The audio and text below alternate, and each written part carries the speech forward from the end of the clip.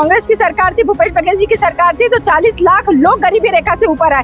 गरीबों की थाली से, मध्यम वर्गीय की थाली से अनाज छीनने का काम किया है भारतीय जनता पार्टी ने, और जनता भारतीय जनता पार्टी की विदाई तय कर चुकी है। 500 में सिलेंडर बोला थी से कौन 500 में सिलेंडर मिले हैं।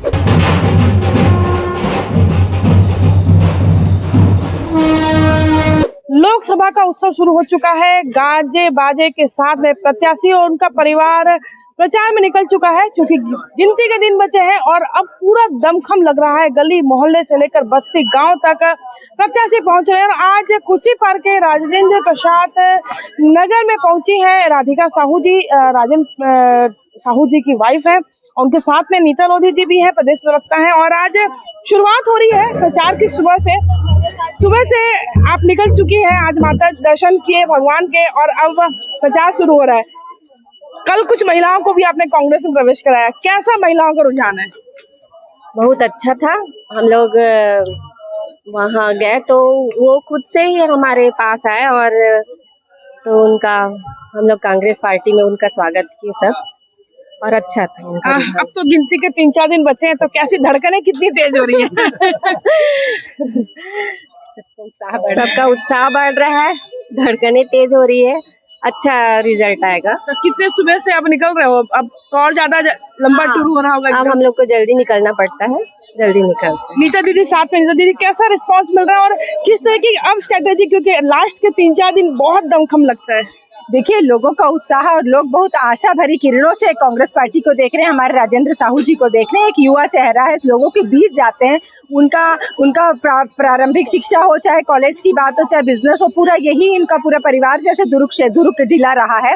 तो निश्चित तौर पे लोगों का बहुत ज्यादा उत्साह है, और महिलाएं स्वस्फूर्ति आके जुड़ रही हैं। आपने देखा होगा कल कई महिलाओं ने कांग्रेस प्रवेश किया, युवा जुड़ रहे हैं, व्यवसायी जुड़ रहे हैं, क्योंकि महंगाई से, बेरोजगारी से और कांग्रेस भारतीय जनता पार्टी की कुनीतियों से जनता त्रस्त है, और जनता भारतीय जनता पार्टी की विदाई तय कर चुकी है। निश्चित तौर पे लोगों को का मोह भंग हो गया। भारतीय जनता पार्टी ने जिस प्रकार सब्ज बाग दिखाया, जिस प्रकार भ्रम पैदा किया, वो भ्रम टूट गया है। चाहे वो महंगाई बढ़ाने की बात हो, चाहे रोजगार देने की बात हो, चाहे केवल और केवल अन्याय करना। भाई 500 रुपए का सिलेंडर तो मिला नहीं किसी को, तो बहुत लोग परेशान हैं। आप इस बस्ती में आई हैं, तो यहाँ पे आप क्योंकि महापौर रह चुकी है, तो आपको बहुत अच्छे से पता है कि यहाँ की स्ट्रेटेजी क्या है। तो यहाँ पे सबसे ज्यादा फोकस आपकी न्याय पत्र में कौन सी बात रहेगी? देखिए, गरीबों की थाली से, मध्यम वर्गीय की थाली से अनाज छीनने का काम किया है भारतीय जनता पार्टी ने। जब हमारी सरकार थी 35 किलो चावल मिलता था। अब आप देखेंगे बड़े बड़े विज्ञापन आते हैं और बोलते हैं 80 करोड़ लोगों को मुफ्त भोजन देंगे, 5 किलो चावल देंगे। हमारी सरकार थी तो 35 किलो चावल मिलता था। इनकी सरकार में एक आदमी को 5 किलो चावल मिलेगा, 2 आदमी को 10 मिलेगा, और 3 आदमी को 15 मिलेगा। हमारी सरकार में 3 आदमी को 15 मिलता था। ये सरकार बताए हमारे कौन यहाँ के रहिए, मतलब कौन ऐसा व्यक्ति है कि काकर पेट भर जाए 5 किलो अनाज में। तो गरीब के थाली में डाका डाले का काम भारतीय जनता पार्टी की है। 500 में सिलेंडर बोला थी से कौन 500 में सिलेंडर मिले हैं, वो बताए कहाँ मिला है। हमारी रसोई में आप बताए दाल का, चावल का, तिलहन का, आटा का, सबका दाम सब जीएसटी लगा है। दूध में, बच्चा के दूध पिए में जीएसटी लगा है, पनीर में जीएसटी लगा है, नमक में जीएसटी लगा है, कपड़ा में, जूता में। हम जूता पहनते, बच्चों के स्कूल में फीस बढ़ा रहे हैं ये लोग। आप ये बताएं, हम गरीब लोग भी 18% जीएसटी देते हैं, और मोदी के अमीर दोस्त लोग भी 18% जीएसटी देते। यहाँ की लोगों की आय 3,000, 5,000, 10,000 है। मुद्दे बहुत है, लेकिन आज एक अपडेट आया है कि राहुल गांधी रायबरेली से चुनाव लड़ने जा रहे हैं।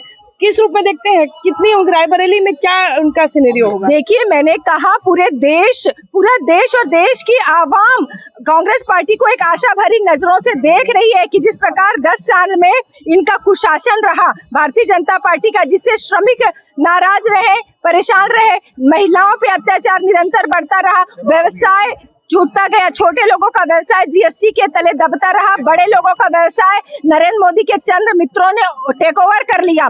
और जिस प्रकार ये प्राइवेटाइज करते जा रहे हैं, सरकारी उपक्रम को बेचते जा रहे हैं, उससे क्या हो रहा है, सरकारी नौकरियां भी खत्म हो रही है और आरक्षण भी खत्म हो रहा है। आज आप लोग निकले हैं खुर्सीपार क्षेत्र में, कितना लंबा दौरा है आपको? दिन भर आप लोग आज कहाँ कहाँ बिताने वाले हैं? देखिए, तो सुबह 6 बजे से ही कार्यक्रम शुरू हो जाते हैं। इस बस्ती में हमारा 8:30-9 बजे का शुरू था कार्यक्रम। लोगों के बीच जा रहे हैं, लोगों को सुन रहे हैं, लोगों तक अपनी आवाज पहुंचा रहे हैं और लोग उत्साहित है। लोग चाह रहे हैं कि हमारा जीवन स्तर कैसे। अब देखिए, कांग्रेस की सरकार थी, भूपेश बघेल जी की सरकार थी, तो 40 लाख लोग गरीबी रेखा से ऊपर आए। क्यों आ पाए? हमने महिलाओं के हाथ में काम दिया, हमने लोगों का दुख दर्द समझा, हमने महिलाओं के बच्चों को अंग्रेजी शिक्षा माध्यम में स्कूल दिए, इनके बिजली बिल को हाफ किया।